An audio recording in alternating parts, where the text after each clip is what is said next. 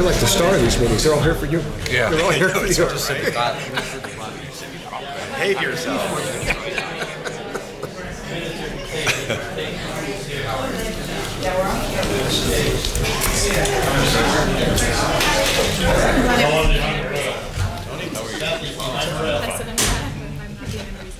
No. Of course, the timing has not forced on it.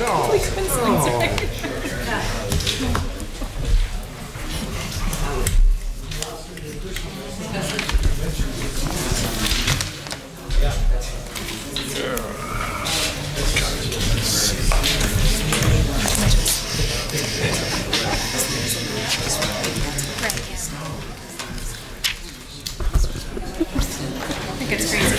Yeah, I agree.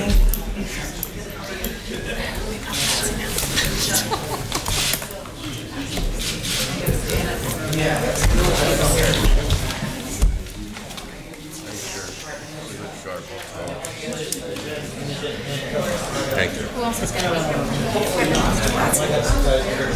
Yeah. Oh, I don't know about Darren. Tim's representing Everyone. I'm in the dual role tonight.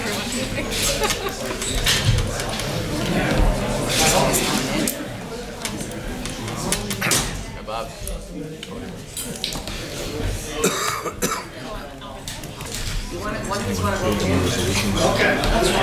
Just the maintenance on the road that's Oh no.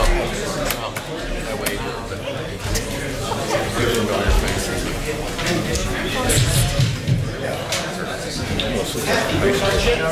Not here today, Bob. We're not going to read the rules. You know that. Oh, I will. Just make sure you turn off your cell phones. Turn off your cell phones.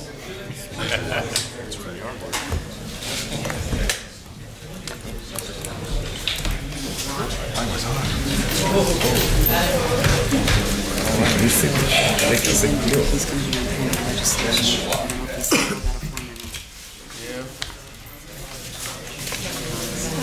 Anybody that's on there that's just...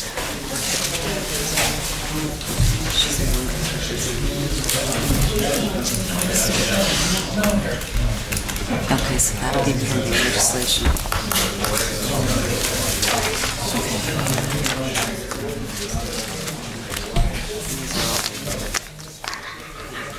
First, oh, we'll say Yeah, it's just on pending.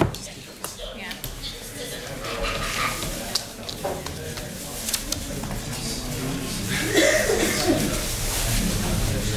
People have one here. People are on one.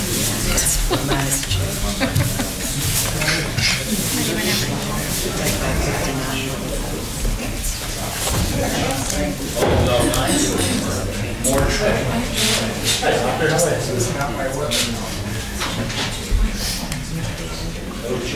Ready? I'm ready.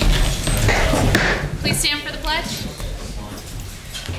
I pledge allegiance to the flag of the United States of America and to the republic for which it stands, one nation, under God, indivisible, with liberty and justice for all.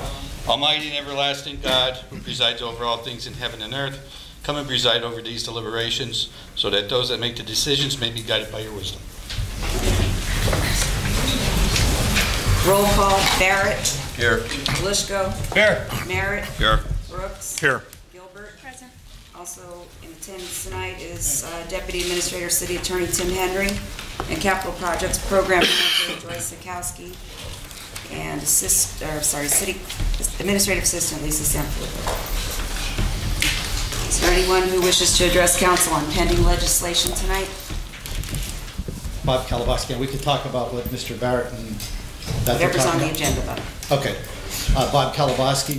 First of all, I think I want to just try to make it perfectly clear. I want to make it perfectly clear what the problem is here. The problem is that Tony George lied. He lied to me. He lied to the union members. He lied to multiple police officers. He said he wasn't putting Marcello Lindacki in as chief. I personally told multiple police officers, don't worry about it. I personally, I had one problem with her when I used to deal with her, it was straightened out.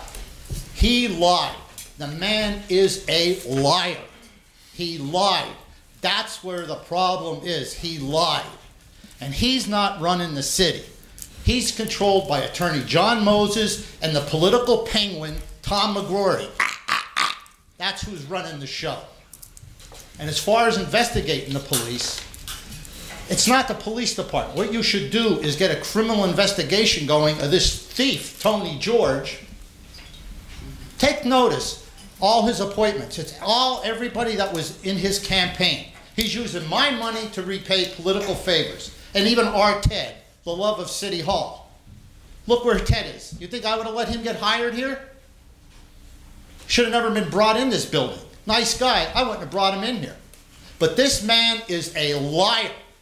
I didn't think, he did prove me wrong on one thing. I said it couldn't get any worse. He has destroyed what's left of the police department.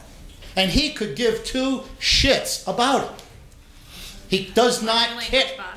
I didn't drop the F-bomb yet. Don't worry about it. But the man lied. Make sure you're speaking on pending legislation as well, okay? Well, I'm trying to say, the man, now you're going to break my rhythm. Okay? The man lied. And the thing is, having this police department, looking at this chief of police thing, that's not the problem. We know what the problem is. You think, Bill, you think if I was in charge and I knew you were going to cause problems, I would have put you in there? Or you, Beth? The man's a liar. And now we're going to have these police guys come in and investigate the police. It's not the police, it's him. He's the one who caused the problem. He's a liar. A liar. He lied to everybody. He does not care. He does not care. He could care less about these police officers. And my personal opinion is some of these stupid things he has them doing. Sitting in these hot spots. One of these cops are going to end up getting hurt because he has them in hot spots. The hot spot is his office of corruption because he is corrupt. This investigation, it's not the police. Have him investigated. And I'll tell you what, I'll guarantee you there's not one council person that'll go get a private criminal complaint or call Stephanie Salavantis or call the United States Attorney's Office and say, come down here and look at the shenanigans this crook is doing. He's a liar. He lied. That's all I could say. He's a liar. He lied to everybody. I have people asking me, look what happened. And well, he lied. That's why I'm going to keep saying he's a liar. And you can't deal with a liar. And that's what he is a liar. And this investigation, it's a waste of time. I'm telling you where the problem is. Have him and his corrupt people investigated. Bill, look what he's done. Look what's going on in this town. This town is ruined already. That's all I guess I could say. He's a liar. I hope I said it enough. He's a liar. That's it. Anyone else on pending legislation? Sam? Don't say he's a liar. No, the liar term's been used in it. This is on the agenda now, right? Yes. Before the issue that Mr. Kadlubowski talked about, I just wanted to ask a couple of things. I assume Ted isn't here tonight? Sale of these two properties in South River, that's my grandparents used to live down there, and I know that neighborhood's deteriorated, but I wondered if council had any opinion as to the price there. I assume was $1,500 was come to the agreement there because that property, I suppose, is deteriorating. But I would hope that, and I assume that the figure was arrived at by the assessor, but $1,500 seems a little cheap. I mean, I just wondered if there could be some questions, if anybody knew anything about that. Would that figure be justifiable in anybody's mind here on council? Because I just think that's, I know that the city has made some money on properties in the past, but that seems to be a little unreasonable. The other one may be okay, the $4,000 one. Regarding the main issue of the, I just would like to ask a few questions on the lines of the agreement that Mr. Barrett was a prime mover behind. I would urge some caution here on council's part in entering into this agreement, at least I'm not clear on some of the issues involved here. I know that we all know that there are problems with the police department, and it seems like a question of morale, which is certainly significant. And I know the city has spent, I understand, quite a bit of money on litigation in the past. Last year, I've assumed that I was informed that the city spent about $80,000 resolving some of these issues with policemen, and that we have something along the lines of, I don't know what the price tag is, but there are some issues in litigation now with a couple of the officers. So obviously there's a problem here, but may I ask Mr. Barrett or whoever can answer this, what I'm a little bit in the dark from what I read in the paper, and as a taxpayer I am concerned. Police chiefs, the Pennsylvania Chiefs of Police Association, there would be a cost to the city here. Does anybody know what cost to the city that would be if this agreement is approved by council? The city, as we all know, is already under dire financial straits, fiscal straits, and I wondered that also makes the question also relevant about, are there any alternatives, Mr. Barrett, to, is there another way to approach this? And I assume the objective here is, and again, I'm in the dark about a lot of this, and I'm sure some of the other people are here too, is the objective, by entering into this agreement, to try to resolve this problem in some way, or is it to try to find more answers as to what the cause of it is, or both? I mean, we all seem to know, to some extent, what the causes are. You know, there's there's a problem, some conflict, I guess, and I could be corrected if I'm wrong, between the police chief and some of the officers. But my concern is this the best way to go about it, since there is going to be some cost to the city if this agreement is approved. So I wondered if, is there an alternative approach that could be used to find out some answers here? And if the answers are ugly, if it's along the line of what Mr. Kalabowski mentioned, what actions can council take to resolve this problem, which seems to be pretty acute?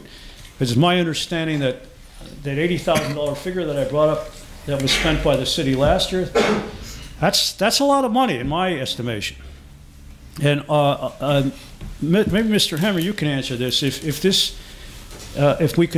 city continues to go into litigation, if the National Labor Relations Board, right, has to resolve these issues, you are not capable of, the city has hired a law firm, I understand, to handle these past problems, and it's going to have to do so again. But you are not able to handle that, right? It's not in your purview?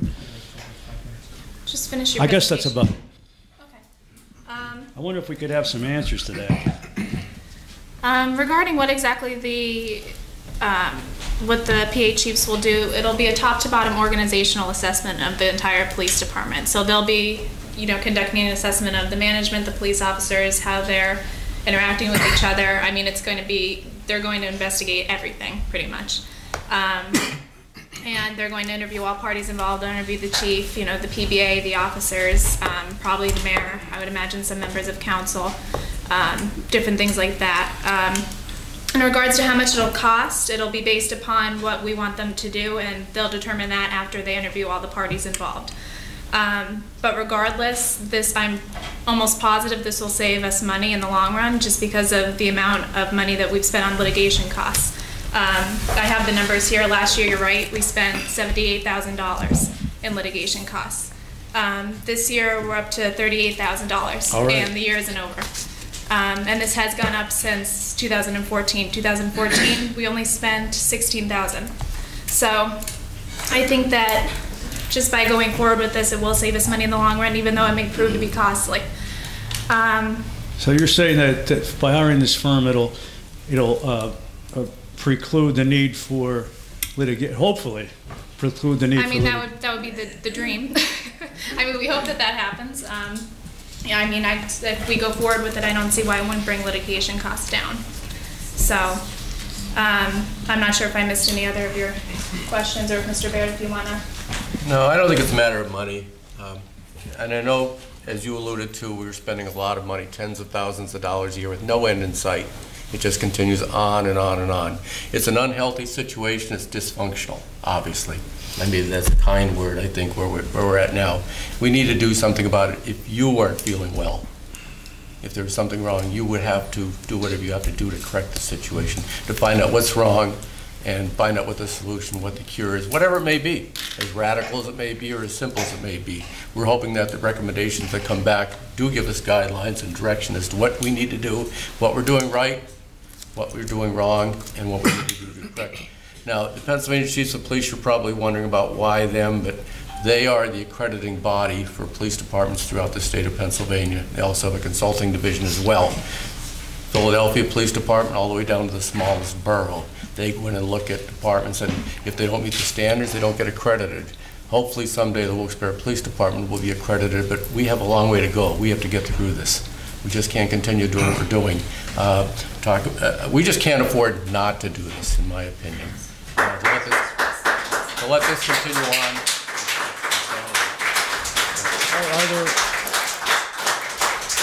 Are there alternatives? I mean, are there other approaches that might be more efficient We've looked at more other cost approaches. efficient? I'll give you a little background on their consulting and accreditation division. Is headed by a former deputy commissioner for the state police, extensive experience, especially in management and policy. They've been following what's going on here in Wilkes-Barre. They agree that we need to do something. I hopefully are in agreement that this is the direction that we should be going in.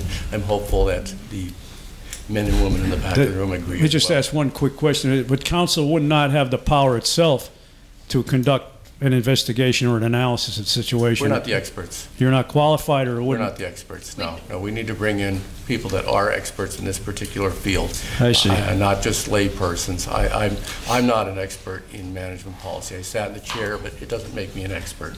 We need to bring in people that really do a top to bottom, from the chief to the newest officer and everything in between, and including the city, and find out what is going on, what we're doing, what we need to be doing. Okay, thank you. Thank you, sir. Mr. Troy, if I may, Beth.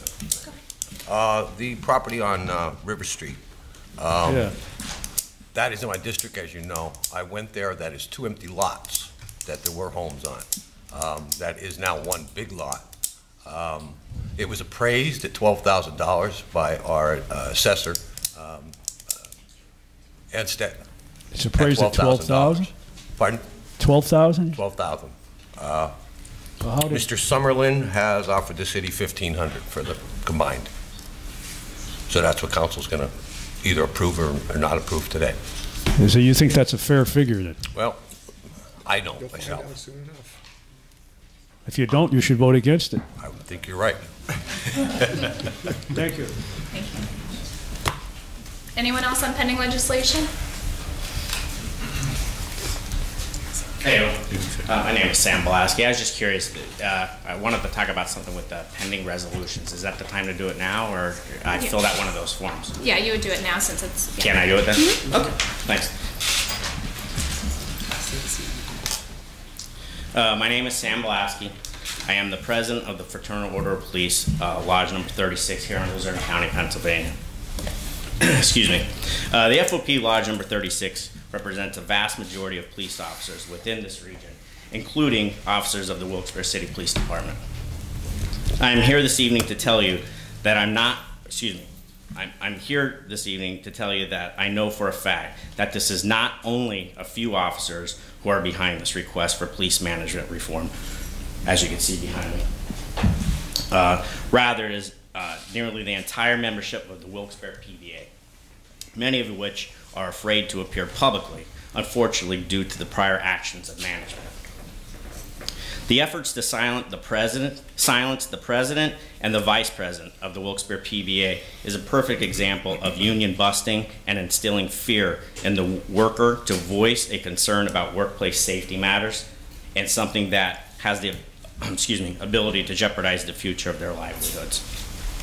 The FOP Lodge number 36 is asking each council member to take serious this important matter of police management reform and vote yes for an independent third party to come in and perform an assessment, evaluation, and then provide recommendation to the city to get management on the right track. Your police officers are professionals. They are hardworking, they are honest, and they are courageous. The disrespect and unfair treatment they endure from within should not be tolerated.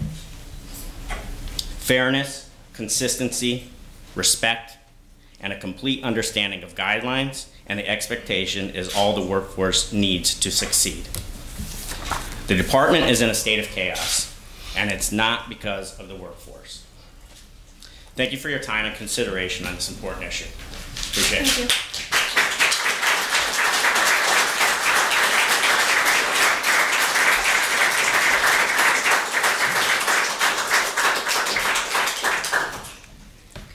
Anyone else on pending legislation?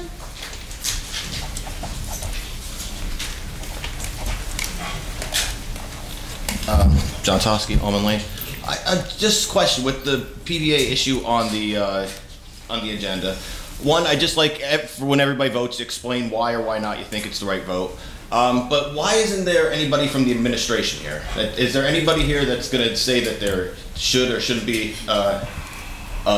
investigation from the mayor's side? Like, I just think that it's wrong that none of them seem to show up for this. Actually, he said it's in training. Are you finished with your presentation? Yeah, that's all I have. Tim is the deputy director. Yeah, Ted Wampel's in Erie at a summit. He left this morning, and so I'm here in a dual role tonight, in my usual role and also as the deputy administrator. So I'm here on behalf of the administration. I mean, Ted would have been here if he wasn't, he had the prior engagement. Okay. Is there any defense to this, or you guys think it should be investigated as well? Yeah, from what I understand, the administration and the council was on the same page. Everybody was fine with this review. From my understanding, there was no objection from Right. the administration at all. Okay, that's it. Thank you. Anyone else on pending legislation?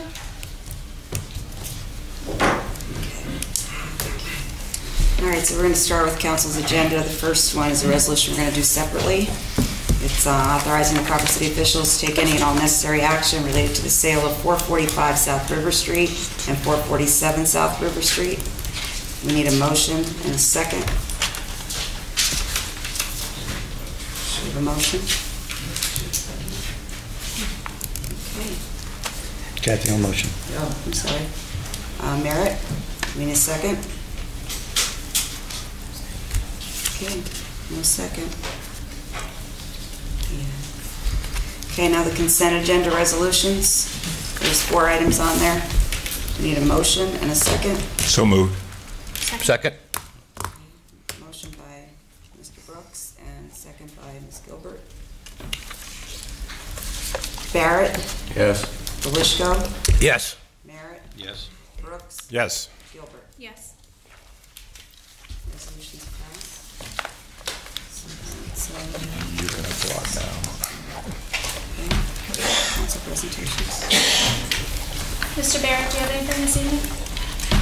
Just to clarify, and maybe I should have a few moments ago, on this Pennsylvania Chiefs of Police Association, this is the first step, the passing of a resolution authorizing the city officials to enter an agreement with the Chiefs Association. The next step will be the Chiefs Association will meet with the city, and I'm hopeful with members of the association as well.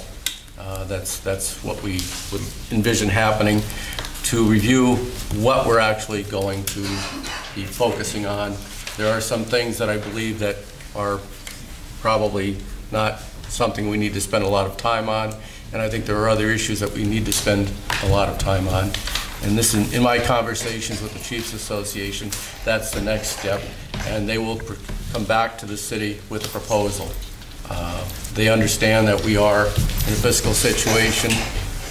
They are not overly concerned about that. Will work with us.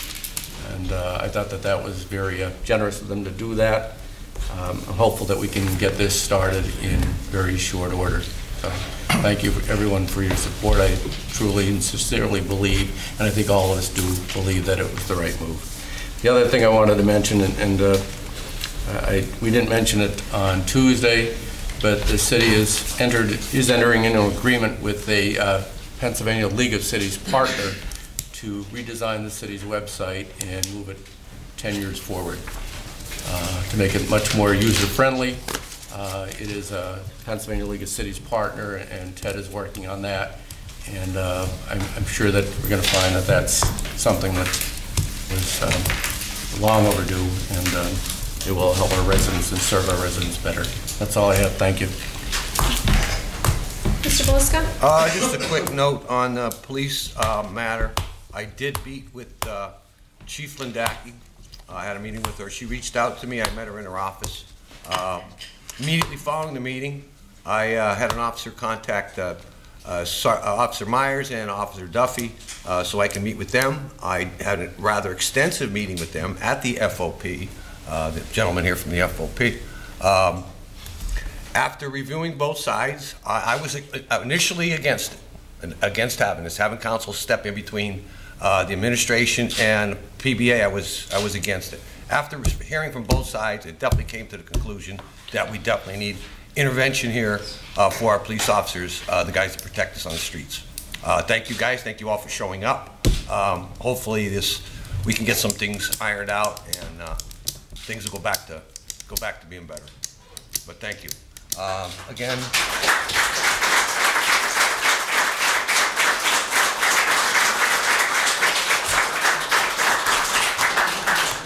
One other thing, Joyce, I know I'm catching you off guard here, but I know you know your job and you're always on top of things. But could you give me an update on what's going on with Solomon's Creek? I haven't heard anything. I know there was a little bit of testing done down there recently, but I don't know where we stand. Are we on track? Actually, it's ironic that you asked because today was the ending of the testing. Basically, right now we're doing the preliminary engineering, and we started the it's called geometric soil testing, and they're also testing the depth and the width of the footers. We're hoping that the results of these testing would actually result in a much more cost-effective way on doing the overall wall. There's apparently a new concept of a wall that if our footers meet the proper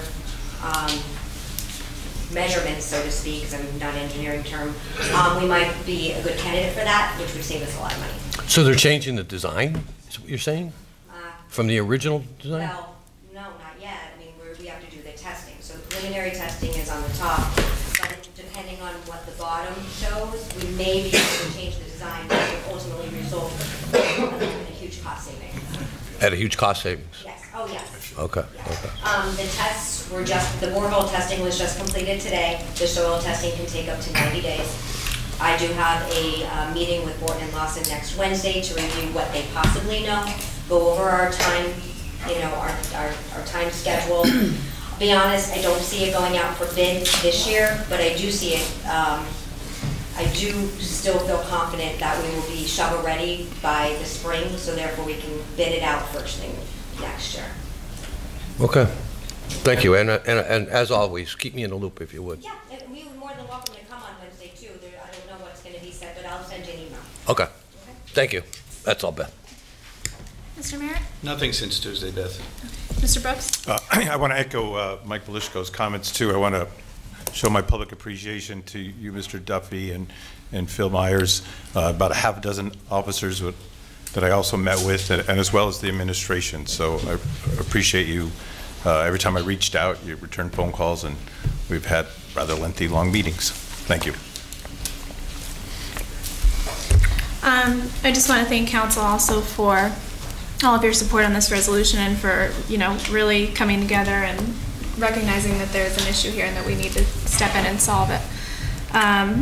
I think that it's easy for this to be seen as a political issue and that there's two sides to it. And at least I think that's what it seems in the public eye. But I think most importantly that we need to remember that these officers are here and they're trying to protect us every day, and they need to realize that they have support from us as well, and that we need to make sure things are safe and secure for them as well. So ultimately the goal of this is to improve public safety and to improve our officers' safety as well. So thank you again to council, and thank you to all of you for showing up tonight, and thank you for your service to our city. Okay. Eugene Swartwood.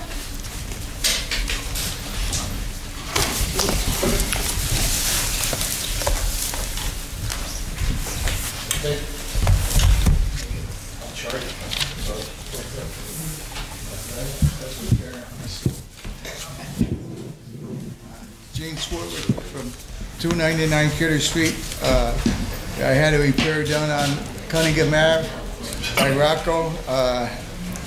Blacktopping, that fella done a terrific job. I'm here to commend him on a good job done. Since he done the job up there, it's like the turnpike, everybody's using it now. But I'm here complaining about, I asked him about my shoulder going into the, they call it the apron, going into the house and into the garage part. I have pictures here. I would like to give to this fella here, and they'll see what's going on, and you can pass them around. Heavy equipment ruined my apron. I ain't asking for the city to do my sidewalk or anything. I'm asking to take care of what the big trucks done. They went up there with triaxles and everything in the wintertime and plowed the snow up, and they must follow the curb line, and I'm the only place up there with a bad driveway shoulder going into my property, and it's a hazard. Somebody with a bad back, or like myself, I got a hard time walking, I'm 81 years old, you fall off, you're gonna trip on there, and it's not my doing. I fixed that. I've been doing that for 60 years. And they've been plowing the snow up that way. I don't know who's telling them what to do, but they should find a better way. They come and they salt down everything there, and it eats the apron up. And I can't tell them not to do that or whatever. And there's different contractors what are contracted out to plow the snow. They should be liable. It's just like this. There's a lot of accidents there. I visualized that as soon as that road was done, there was an accident there, and there was a leaking in the car, and the city and the fire department cleaned it up. But there was still stuff what went down in the ground, what it don't agree with the blacktop, and the insurance company should be penalized for that. That's where we're losing our money, the city. They should be penalized. They should be charged for that. And there's a lot of accidents over there, and they ain't getting the money. And I showed light posts would hold up the lights and everything. They're all dinted up and everything, and it's tore up. And we can get some of this money from the insurance company. They're liable, not the city. We go after them, not the city. That's why we got good lawyers in the city here. Is that correct? You got to go get them, buddy. That's your job. And but basically, I would like to correct my apron there.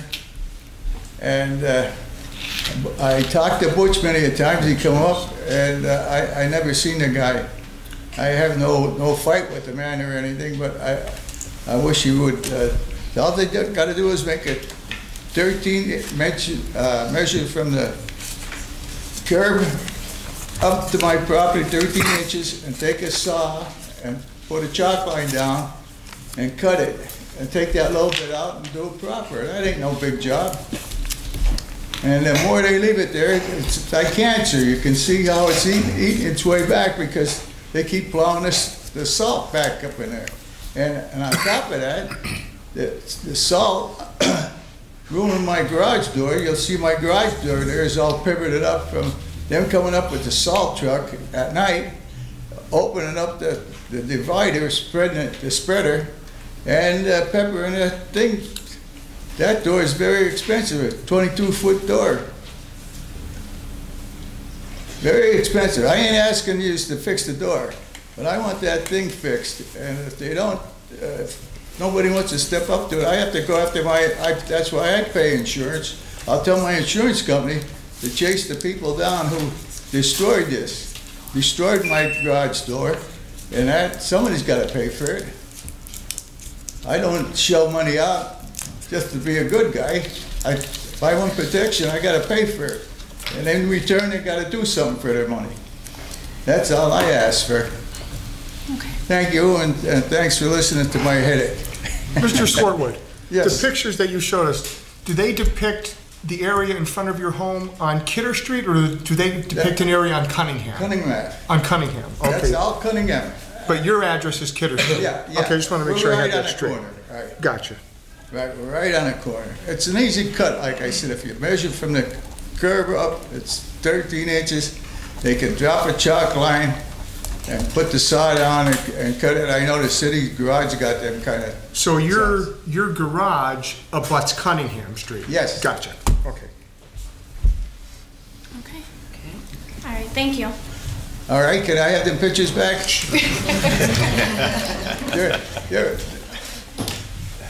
They're my evidence. And here's a chunk of the curb. This is a small piece. I've been keeping them.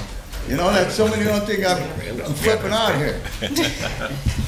All right, folks. Thank you, sir. Thank you. Thanks for listening to my. Okay.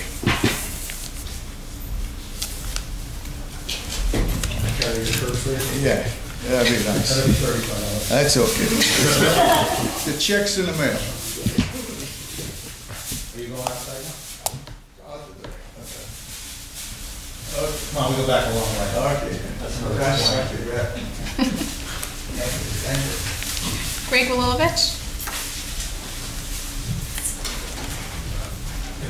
Council, my name is Greg Wilovich. I just want to briefly introduce myself. I am presently running for Luzerne County Council. And what I've seen here today with the FOP coming in and all the residents, a full room is what we need at every council meeting.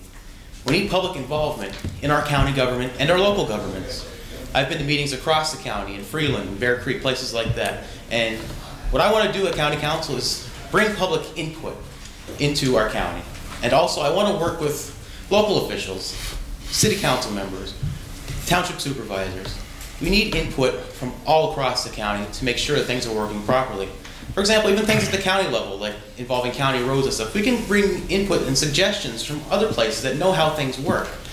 For example, if Wilkes-Barre City has an idea and they fix something that Nanticoke might have an issue with, if you relay those issues to people like me on county council, we can work together with each individual municipality and find ways to create a better environment for all of our people. And again, public input is the most important thing. I love going out to county residents, talking to people, especially in Wilkes-Barre, where I grew up. I went to GAR Memorial High School. I graduated from King's College with an accounting degree. I know what it's like living in Wilkes-Barre. It's a great place to live, as well as other places in the county as well. And I just want to dedicate myself to the people, to the councils, to the mayors. I want everybody to have input, and I hope that you can put me there later next year. And I want to do the best I can for the people of Luzerne County, and especially the citizens of Wilkes-Barre, my hometown. Thank you. Thank you. Okay. David Garrity? Since Mayor George isn't here or any of his representatives, have to ask a few people. My name is Dave Garrity. I live at 89 Beach Street, Wilkes-Barre, PA. What constitutes an abandoned vehicle? Is that because it doesn't have plates on it and not an inspection? Is that because the windows are all broken out of it? Is that People are currently being fined for having a car that's waiting for a repair. Now, I own a commercial property on High Street. I have a parking lot. I have a van there that was hit 3 years ago by a drunken driver with no insurance, no license, hit and run. It took 3 years. He didn't show up at at the magistrate's hearing, so they put out a bench warrant. It took 3 years to find this guy. 2 weeks ago, he finally pled guilty. I have to listen to, you know, I have to go to the sentencing to see if I get any restitution, which maybe I will, maybe I won't. But the idea is, I don't want to throw my vehicle out. It's not abandoned. Why should I get fined for it because somebody says, oh, well, that's an eyesore? Nobody has ever said that in my property. I know all my neighbors. Nobody has ever complained. They're going around, they're saying, you know, oh, well, you have a broken window. I think I'm going to fine you for $100. Well, I've had vandalism done to my property. I've showed the police videotape of it, and I was told, oh, those are a bunch of kids, their parents have problems. We can't do anything about it. They aren't going to do anything. So nothing was done about even videotape vandalism. But I got to pay for other people breaking my windows? You know, this is ridiculous. Is the city trying to generate funds from this? That's what it sure seems like. Now, we got one of the highest paid mayors in Pennsylvania, and what are we getting for it? You know, how about cutting some of these cities' salaries or things like that if the city wants to save money? But you're putting a tax on poor people. Now, I can go and see, you know, give them an idea. If they got too high a grass, write them a citation or something and tell them, hey, you got a while to cut your grass. But to go out and fine these people for having a chair on their porch, this is ridiculous. You know, I want to know what goes on with this and what constitutes a vehicle that I'm going to get fined for. When I can't get, you know, I couldn't get restitution for 3 years. It's going to be repaired. It's not abandoned. It is my property. It's in a parking lot. It's not on the street. Why would I have to get, you know, fined for that? That's my question to you guys, since I can't talk to Mayor George, who isn't even interested in being here. Well, abandoned vehicle would be defined in the ordinance, and I don't have that in front of me, so I don't want to missay what it might say in there. I would have to review it first. But we can certainly get you a copy of the ordinance, which defines what an abandoned vehicle would be under that ordinance. I would like to have that, or the number. And understand, if you feel that your ticket was unwarranted, your remedy is to simply not pay it, and then you'll have, you know, your hearing at the magistrate where you'll get to explain your side of the story. Okay. Thanks a lot for listening. Dave, what's the best way to get you a copy of that ordinance? I can come by tomorrow and get it. Lisa's getting it now. Oh, she's getting it now for him? Okay. You gonna hang out for a minute? Yeah. Okay. Okay, Bob Kabalowski. Bob Kabalowski, my second appearance. You know, something, a real interesting thing about this. Tony George is the one who caused this problem, right? If it's found that it's him that did this, why can't we make him pay for it? Why should the taxpayers be burdened? I told you what happened here. The man lied. So why can't we hold him responsible? Do you think that would be fair? I do. He's the one who lied and created this havoc over there. And it's only going to get worse. So why can't we hold him responsible? He said there's no money to pay for this, but there's $26,146 a year for health care. He already blew through his expense account like he's freaking Jackie Onassis. I mean, why can't we make him pay for it? If this administration's guilty of this, and they are. I mean, he told me he wasn't going to do it, and he did it. I wouldn't have did that to her if she was my friend. I mean, look at how and Bill, when you were appointed chief of police, there was a nice ceremony. Your family was here, and pictures were taken. That was snuck in. It's funny he didn't do it up in his pool. But why can't we hold him responsible for this? He's the one who created this. And I think the gentleman brings out a good point. Where is he? Why isn't he here to defend himself? Because he's a sneak. Liar. How do you think I feel? He was our hope. He was our hope. It's not our hope, he's our dope. But why can't we do something and make him pay for it? And I'd like to ask council to answer that. Why can't we make him pay for it? He's the one who created this. I'm really afraid that one of these cops are going to flip their wigs and do something over there. It happened up in Pittston one time. Guy went right in and shot the chief of police. Do you remember that, Bill? I do. I mean, these guys are under tremendous amount of pressure. They were just right by the dope's house. There was just some kind of an incident. Matter of fact, I ran myself. except they got it under control. It was 1033, officer needs assistance. Everybody get up there, priority one, something with a gun right on Huber Street. These guys are under a tremendous, tremendous amount of pressure. Tremendous amount of pressure. It's always, there's constantly gun calls, constantly gunshots.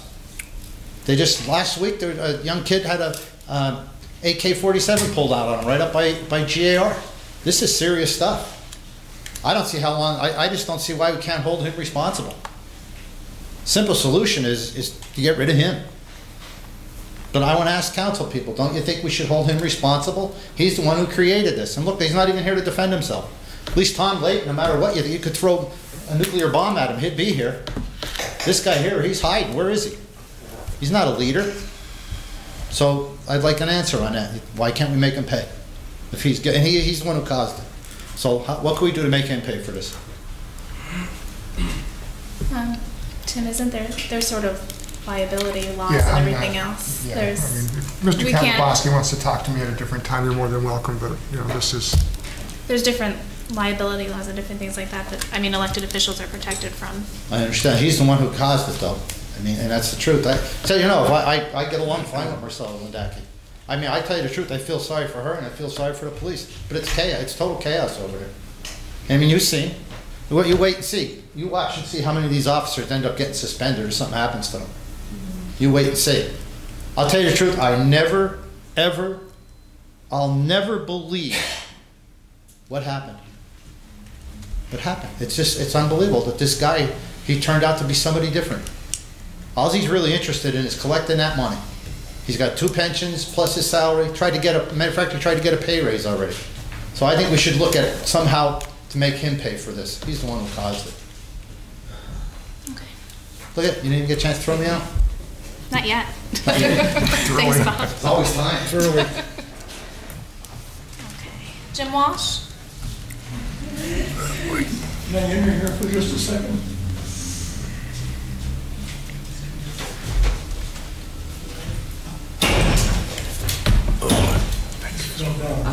Okay.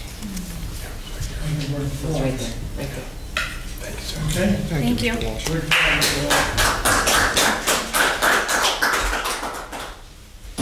have a sense of balance.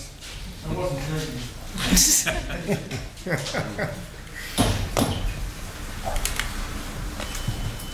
I commend all the police officers. I have the greatest respect for them. Our firemen, our paramedics, they have my greatest admiration. I'm not going to open with my usual joke because I don't think it's appropriate in view of my remarks that I'm going to be making. I'm glad to see by today's paper that something's finally going to be done about the blighted properties in our city. It's long overdue. I've been taking care of 2 blighted properties in my neighborhood right next to me for the last several years. And I don't think I should be doing it. And I've taken care of an abandoned laundry lot for the last 2 years. That's the city's job, not mine. I want to address the shameful act of the national football players. To me, that turns my stomach. To see them disrespect our flag and our national anthem in view of the sacrifices that were made to protect that flag and keep our country free. How shameful can they be? I don't think they have any shame. Do you know what? Let me point this out with regards to the game itself. Do you know how many minutes there are in action in a football game? This is documented. 5 minutes. 5 minutes of action. 2.5 minutes for offense, 2.5 minutes for defense. A kickoff is 12 seconds. And they're getting millions of dollars. And they're nothing but grandstanders. And then they can do this to our flag. And we see veterans walking on prosthetic legs. I can't understand it. And then we'd have people defending their action. To me, it's shameful.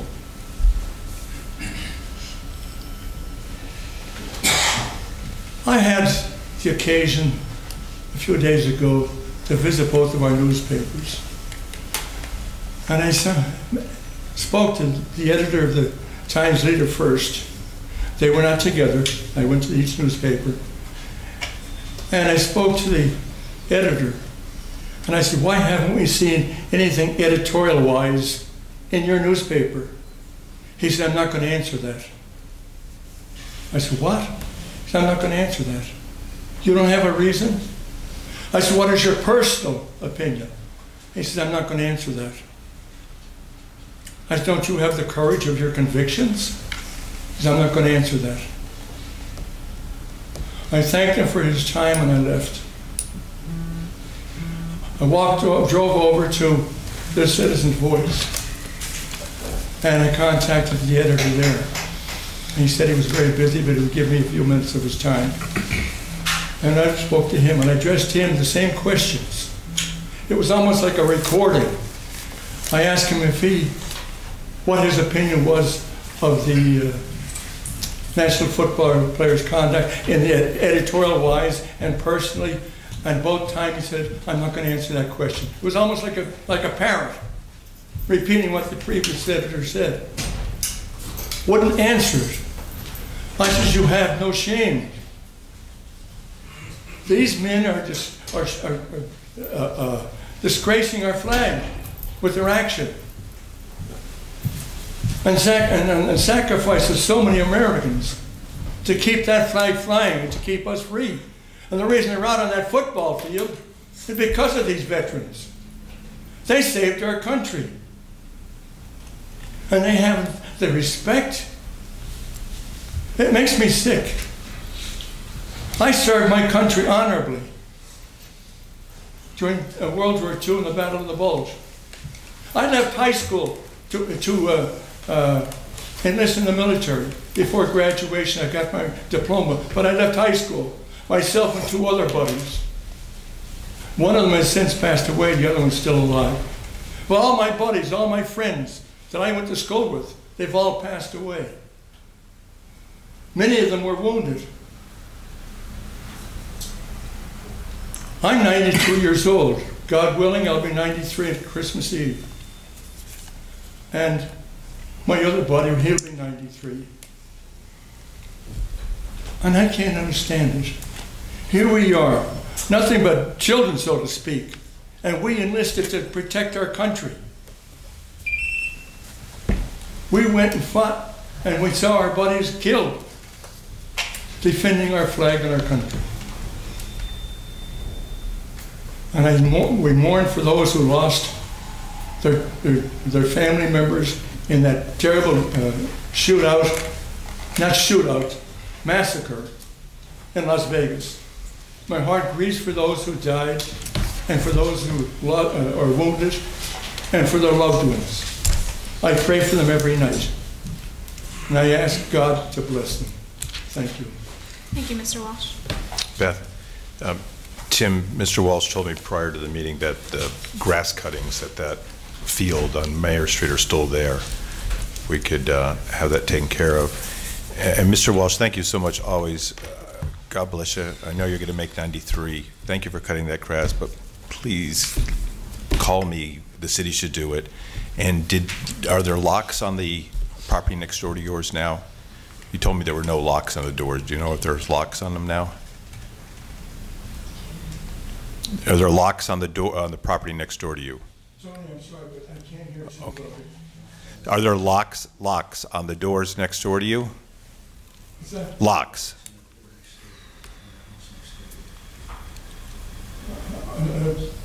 I didn't take care of it. I know, but you told me there were no locks. Is it property locked now? The door was open, unlocked. It's still unlocked. You know, it took 2 days for somebody to come out. Oh, okay, good. All right, thank you. Thank you, sir. Joseph Natitis? I'm sorry if I butchered your last name. My name is Joseph Natitis. I live at 17 Erie Street. What I must say, I'll get to. Last February, my dad passed away, and emergency vehicles came, brought him to the hospital. I lived in the state of California at that time. The law out there is when emergency vehicles, all lights are flashing, pedestrians, anyone that's driving, they pull over to the side. I see a lot of cops out here risking their life. There's a lot of people out here driving on the roads. And if you guys pull over, it will save a lot of time to go help someone. It also will save your life if they get into a collision. And I think it would be a good idea to put that into effect. Are you finished with your presentation? Yes, ma'am. That's a law, a state law, isn't it? Yeah, I would think it is, yeah. I would think it's in the vehicle code that you're to, you know, pull over and make way for emergency vehicles. Yeah, but I mean, I think it's good that you sent out a reminder and everything, because I think a lot of people do forget that, so, thank you. John Sahoski? I don't know, Tim, can I ask you something after the meeting, though? Sam Troy? Sam Troy, Joseph Lane. In light of the recent shootings in Vegas, I'm not going to advocate any gun control, don't worry. But under your tenure, Mr. Barrett, as police chief, if I'm not mistaken, maybe it was yours or Tony's, there was a gun buyback. Wasn't it under yours? Maybe not. And that hasn't been, as far as I know, it hasn't been instituted in quite a while. And I think and I'm sure, well, the officers aren't here now, but I'm sure most of them would be in agreement that this is a good thing. It takes guns off the street, and there's no questions asked. And actually, the city, I guess, might make some money because there are some grants involved. I didn't know if other council members were aware of this, besides Mr. Barrett. But I just would like to make a proposal that if, I don't know, Mr. Henry, does it have to come from the mayor, or can council actually initiate this? I guess the mayor has to initiate it, right? A gun buyback? Yeah. I would have to look into it, Sam. You're not sure? This is the first I'm hearing this. Well, if council has anything to do with it, I would suggest that they, maybe for the next agenda, put it on the consent agenda. Unless there's some objection to it, I can't see what the objection would be. And there was just a horrible shooting in Berwick. I think it was last night or the day before, where somebody tried to rob somebody else, and the person in self-defense shot that would-be robber in the face. I don't know. I assume he's still living. But if one officer or one citizen's life could be saved from this action, and of course we're not going to know the final answer, and I'm not saying that this is going to be the be-all and end-all solving all the violence in this city or other cities, but I think it's a step in the right direction. I would hope that especially maybe Mr. Brooks or Ms. Gilbert, who seem to be a little more sensitive to these sort of things, might be open to pushing forward for this sort of initiative. And I think, as I said, it would be a good thing. I know that the city used to have a gun registration code, which I talked to Mr. Henry about, and the city, the state that is, I guess, under pressure from the NRA, outlawed those sort of thing, and we had to scrap that, which I thought was a good thing, but unfortunately that's no longer on the books, correct? Correct. Gun registration for all cities or all weapons within the city. That was repealed because it would have been in violation of state law. Because of what? It would have been in violation of state law to have it. I see. A couple other matters in the time left. I would just like to touch on a couple of things related to the budget. I understand that what you call a budget committee is meeting now. Mr. Warnpool and the budget director and the mayor, and the budget announcement will occur within a few weeks.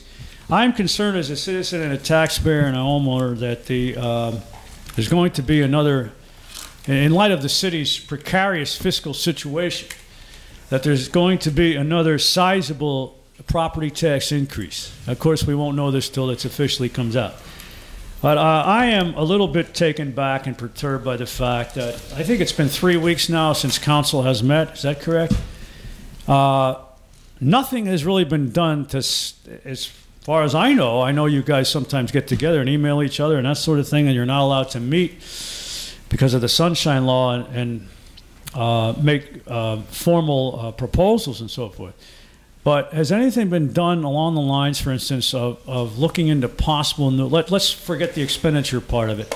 How about the revenue part of it? I made some proposals to the committee, which I guess are not looked upon favorably by the mayor or Ted or anybody else. But I would like to know if anybody here is in favor of, I've mentioned this before, to take the burden off the homeowner of a very slight, 0.5% maybe, or 1/4% increase in the mercantile and business privilege tax. I don't think that's asking too much for them to pay their fair share. We got a lot of KOZs in the city, as you know, where businesses don't pay a bloody dime in taxes.